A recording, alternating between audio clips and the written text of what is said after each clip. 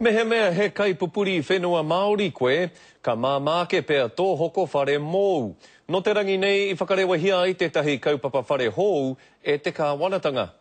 So I guess signing the agreement would be absolutely. Let's do that.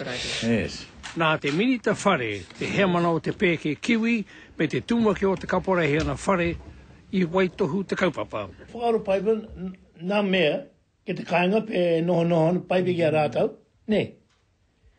Nā mea noho konei, pē pringi hoki pē te kāinga, ko ki pē te pēke te moni, o kakapai no ki a rātau, ne. Kua roa te iwi hei tā ngā tokorua nei, e whakamomori ana kia tahuri mai ngā pēke moni ki te kaupapa kāinga.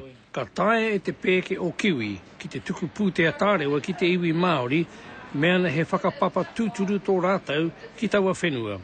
The decision to be able to build on Māori land is a matter for them, and multiple owners need to come to agreement. So there's little the government can do except for encourage that process.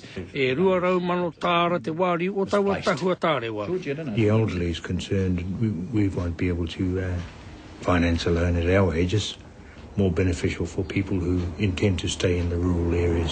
Ko te whakatau a te kaporehe ana whare, ka mahitahi rāua ko te pēke kiwi, ki te āwhine te hunga e manako ana, ki te whakatū whare, ki runga I o rātau papa kāinga. Oko tamri, karo ko tamri pingi hoki rei te kāinga, karo te mea ke rei mo rātau.